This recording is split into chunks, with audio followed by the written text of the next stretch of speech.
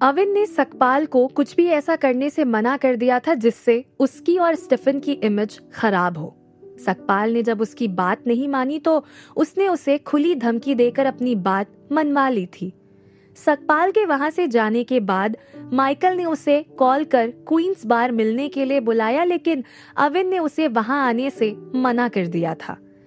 Maple park से आकर अविन अपने फ्लैट पर आकर सीधे बेड पर जाकर लेट गया। बेड पर लेटते ही उसे नींद आ गई। नेक्स्ट मॉर्निंग जब उसकी आंख खुली तो बेड पर ताश के बहुत सारे अलग अलग डिजाइन के कार्ड्स बिखरे पड़े देख वो चौंक गया। उसने अपना सिर खुजलाया और खुद से बोला, सारी रात इसी के सपने आते रहे और अब आंख खुलने पर भी यही दिखाई दे रहे। मैं कहीं सच में तो गैम्बलर नहीं बनने जा रहा हूँ। उसने उन कार्ड्स को इकट्ठा किया और एक बैग में भर के उसे बेड के पास कॉर्नर टेबल पर रख दिया। बेडरूम से निकल वो जैसे ही किचन में आया तो और भी बुरी तरह से चौंक गया। वो अपने माथे पर हाथ रख खड़ा हो गया। वो बड़बड़ाया, ये सब क्या है? अलग अलग डिजाइन के हुक्कास, वॉलेट, मेरे साथ कोई ट्रिक कर रहा है। मैंने तो अपने विश में स्पोर्ट में जीत हासिल करने की ही बात लिखी थी। ये तो जुआरियों का सारा सामान मेरे घर पर इकट्ठा होने लगा। किचन में जगह जगह छोटे बड़े हुक्का रखे हुए थे। अविन ने बड़ी मुश्किल से उन्हें एक साइड किया और हॉल में आ गया, लेकिन यहाँ का नजारा देख वो और भी ज्यादा हैरान हो गया। उसने गहरी सांस ली और बोला, ये वॉलेट किसी दिन मेरी जान ही ले लेगा। बेडरूम में ताश के पत्ते, किचन में हुक्का और यहाँ इतनी बड़ी टेबल के साथ बड़े बड़े पिलो। अब हुक्का बार ओपन करना ही बाकी रह गया है। सागर से कहकर ये सब यहाँ से हटवाना पड़ेगा, वरना किसी दिन मिस्टर एंड मिसेस साहू की नजर इस तरफ पड़ गई तो वो लोग क्या सोचेंगे मेरे बारे में। उसी वक्त उसके मोबाइल की रिंग बजी। उसका मोबाइल इस वक्त बेडरूम में रखा हुआ था। वो फुर्ती से बेडरूम में गया और मोबाइल हाथ में लिया। कॉल पिक कर उसने कहा, हाय माइकल, सुबह सुबह फिर से कैसे याद आ गई? माइकल ने उसे कहा, this is reminder call, mister Negi से जरूर मिल लेना। अविन ने उससे कहा, क्या यही कहने के लिए फिर से कॉल किया था? माइकल ने हंसते हुए कहा, हाँ, वो हमारे लिए बड़े काम की चीज है, उनसे आज ही मिल लेना। अविन बोला, अच्छा हुआ यार तुमने याद दिला दिया, मैं अभी उनको कॉल करता हूँ। उसने माइकल से थोड़ी देर और बात कर कॉल काट दिया। वो अब मिस्टर नेगी का नंबर डायल करने लगा, लेकिन मिस्टर नेगी ने उसका कॉल पिक नहीं किया। 2-3 बार ट्राई करने के बाद वो इरिटेट हो खुद से बोला, लगता है ये हद से ज्यादा चढ़ा के घोड़े बेच के सो रहे होंगे। एक काम करता हूँ, स्कूल जाते हुए उनसे मिल ही लेता हूँ। स्कूल जाने के लिए तैयार होने के बाद उसने फ्लैट को लॉक किया और कार ड्राइव कर वो मिस्टर नेगी के घर की तरफ जाने लगा। कार ड्राइव करते हुए वो खुद से बोला, लास्ट टाइम रिया ने बताया था कि मिस्टर नेगी आजकल उनके पुराने घर में रह रहे हैं। अच्छा ही है, उनसे इसी बहाने अकेले में स्कॉट सिमंस और होटल मित्तल केस में इन्वॉल्व मिस्टीरियस अमन डिसूजा के बारे में भी बात कर लूंगा। उस फोटो में उन दोनों के साथ मिस्टर नेगी भी तो थे। खुद से बातें करते हुए वो रिया के ख्यालों में खो गया। वो सोचने लगा, गैम्बलिंग कंपटीशन में टॉप पोजीशन हासिल करने के बाद मेरे दिल की मुराद भी पूरी हो जाएगी।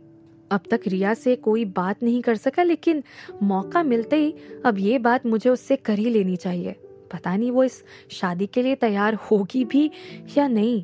तभी रोड पर एक साथ बहुत सी गाड़ियों के हॉर्न की आवाज सुन अविन चौंक गया।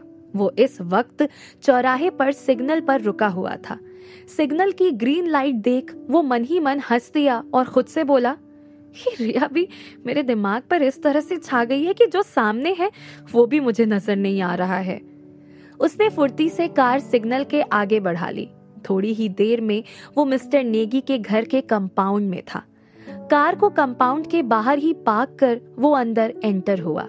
मिस्टर नेगी के घर के आसपास काफी खुली जगह थी, लेकिन वहां चारों तरफ जंगली घास उगी देख अविन खुद से बोला, इतनी स्पेशियस जगह है लेकिन मिस्टर नेगी को इसका ठीक से यूज करना भी नहीं आता। यहाँ इतनी बड़ी जगह में कितना सुंदर गार्डन बन सकता है। कंपाउंड से आगे की तरफ चलते हुए वो मिस्टर नेगी के घर के मेन एंट्रेंस डोर के पास आकर खड़ा हो गया। उसने डोरबेल बजाई और दरवाजा खुलने का वेट करने लगा। काफी देर वेट करने के बाद किसी ने दरवाजा नहीं खोला तो उसने फिर से 2 बार डोर बेल बजाई। इस बार भी किसी ने दरवाजा नहीं खोला। वो दरवाजे के पास वाली विंडो के पास जाकर खड़ा हो गया। विंडो ओपन देख उसने अंदर झांका तो उसे अंदर भी कोई दिखाई नहीं दिया। उसने अंदर झांकते हुए ऊंची आवाज में कहा, मिस्टर नेगी, आप कहाँ हैं? वो थोड़ी देर वहां खड़ा रहा लेकिन उसे अंदर से किसी की आवाज नहीं आई। वो परेशान हो बड़बड़ाया, कहाँ चले गए होंगे? कॉल करके देखता हूँ। उसने उनका नंबर डायल किया। नंबर डायल करते ही वो और ज्यादा परेशान हो गया। उनके मोबाइल की रिंग की आवाज घर के अंदर से ही आ रही थी।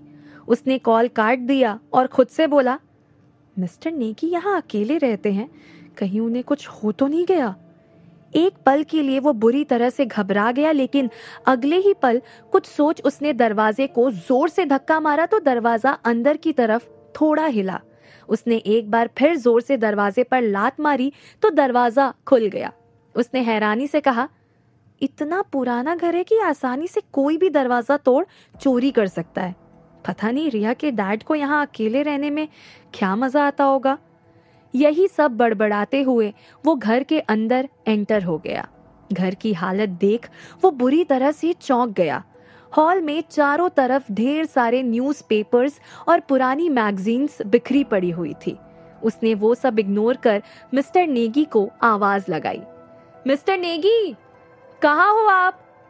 उसने एक एक कर सारे रूम चेक कर लिए लेकिन उसे मिस्टर नेगी कहीं भी दिखाई नहीं दिए। तभी उसकी नजर सीढ़ियों के पास वाले रूम पर पड़ी। उस रूम का दरवाजा बंद था। उस तरफ देख वो बोला, इस रूम को तो मैंने चेक ही नहीं किया, शायद ये उनका बेडरूम होगा और वो वहीं घोड़े बेचकर सो रहे होंगे। अविन उस तरफ गया और बेडरूम के दरवाजे को अंदर की तरफ धकेला तो वो दरवाजा भी खुल गया। मिस्टर नेगी को वहां भी ना देख वो ऊंची आवाज में बोला, मिस्टर नेगी, ससुर जी, कहाँ हो आप? तभी उसकी नजर बेड के पास वाली दीवार पर गई। दीवार पर न्यूज़पेपर्स की ढेर सारी कटिंग्स लगी हुई थी। अविन वो न्यूज़ कटिंग्स देखने लगा लेकिन थोड़ी देर बाद उसने रिएक्ट किया, मिस्टर नेगी ने ये सब क्या बकवास इकट्ठा कर रखा है? वो वहां से पीछे की तरफ हटा तो पीछे रखी कुर्सी से जा टकराया। खुद को गिरने से संभालते हुए वो थोड़ा नीचे की तरफ झुका तो सडनली किसी ने उसका हाथ पकड़ लिया। अविन ने मुड़ के देखा। मिस्टर नेगी ने खांसते हुए उसे कहा, गुड मॉर्निंग यंग मैन, लेकिन तुम अंदर कैसे आए? अविन ने कहा, मैंने कई बार आपको कॉल किया पर आपने पिक नहीं किया। मैंने डोर बेल भी बजाई पर आपने दरवाजा नहीं खोला तो मुझे डाउट हुआ कि कहीं आपके साथ कुछ। उसकी पूरी बात सुने बिना मिस्टर नेगी जोर से हंस दिए। उन्होंने उसके पास आकर उसके कंधे पर हाथ रखा। अविन को कुछ अजीब सी फीलिंग हुई। मिस्टर नेगी ने उसे कहा, मेरा कोई कुछ नहीं बिगाड़ सकता young man, I am still very strong. उन्होंने अविन को कुछ अजीब ही तरीके से घूरा और उससे पूछा, लेकिन तुम्हें सुबह सुबह मुझसे क्या काम पड़ गया? अविन ने गहरी सांस ली और उनका हाथ अपने कंधे से हटाते हुए कहा, आपको ग्रीन रिवर साइट याद है? मिस्टर नेगी ने इस पर कहा, उसे मैं कभी भूल ही नहीं सकता। क्या हुआ वहां? अविन ने कहा, हुआ कुछ नहीं, ग्रेट गैम्बलिंग कंपटीशन का कल प्री क्वालिफाई राउंड वहां होने वाला है। मैं चाहता हूँ आप मेरे साथ वहां चले। ये सुन मिस्टर नेगी मुस्कुरा दिए। उन्होंने एक्साइटेड टोन में उससे कहा, जरूर जरूर, गैम्बलिंग शो हो और मैं उसे मिस करूं, ये तो हो ही नहीं सकता। अविन ने कहा, थैंक्स अंकल। फिर वो हॉल में दीवार पर लगी हुई कुछ और न्यूज़पेपर की कटिंग्स की तरफ देखने लगा। मिस्टर नेगी ने उससे पूछा, तो इसी के लिए तुमने यहाँ तक आने की तकलीफ की? और क्या सेवा कर सकता हूँ मैं तुम्हारी?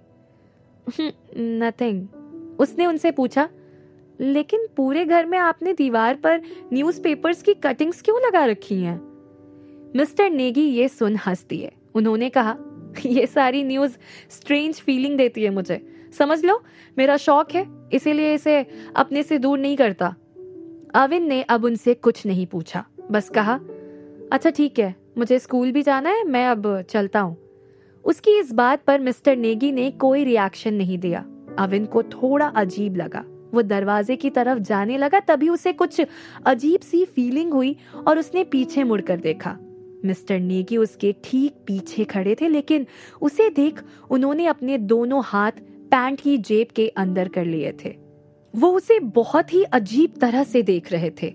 अविन ये सब देख कुछ नहीं बोला और बड़ी तेजी से वहां से बाहर निकल गया। कंपाउंड से बाहर निकलकर वो कार के पास खड़ा हो सोचने लगा, मिस्टर नेगी का बिहेवियर कुछ अजीब सा था।